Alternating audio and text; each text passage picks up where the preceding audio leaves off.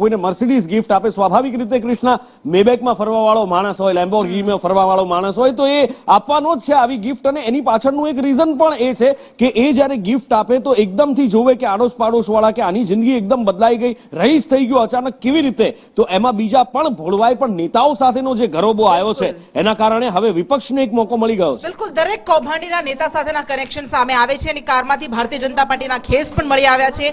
નેતાઓએ એમને સ્વપ્ન દ્રષ્ટા ગણાવ્યા એ પણ આપણે સાંભળ્યું.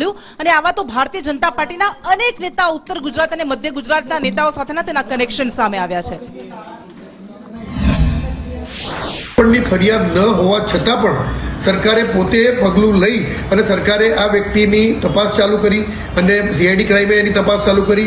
ગુજરાત રાજ્યના મુખ્યમંત્રી શ્રી ભૂપેન્દ્રભાઈ પટેલ અને ગૃહ રાજ્યમંત્રી હર્ષભાઈ સંઘવીની સીધી દોરવણી હેઠળ આ તપાસ ચાલુ કરવામાં આવી.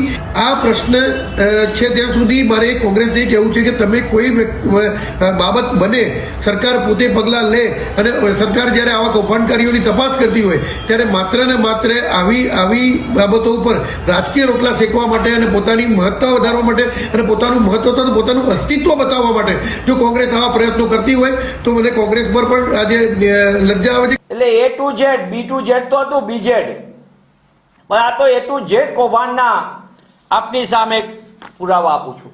આ ગ્લોબલ એજ્યુકેશનની ઉદ્ઘાટન સમારંભમાં જાન્યુઆરીની અંદર જે કૌભાંડ છે ગ્લોબલ કેમ્પસ, એ હવે BZ ગ્લોબલ એજ્યુકેશન કેમ્પસ થઈ ગયો.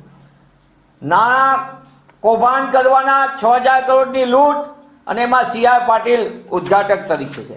રાજ્યના શિક્ષણ મંત્રી શ્રી કુબેરભાઈ ડિંડોર આ કેમ્પસના ઉદ્ઘાટનમાં આવ્યા છે અને આ એમને સત્તાવાર એમના BJના ઓલા સબંતર વિગતો સાથે મૂક્યું છે.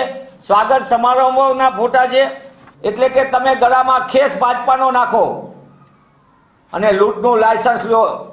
આવા અનેક ભીખુસી ઝાલાઓ ગુજરાતમાં કારોબાર કરે, પકડાય એટલે સાહેબ હાથ ઊંચા કરી દે, પણ હકીકતમાં ગુજરાતનો સામાન્ય નાગરિક લૂંટાઈ રહ્યો છે.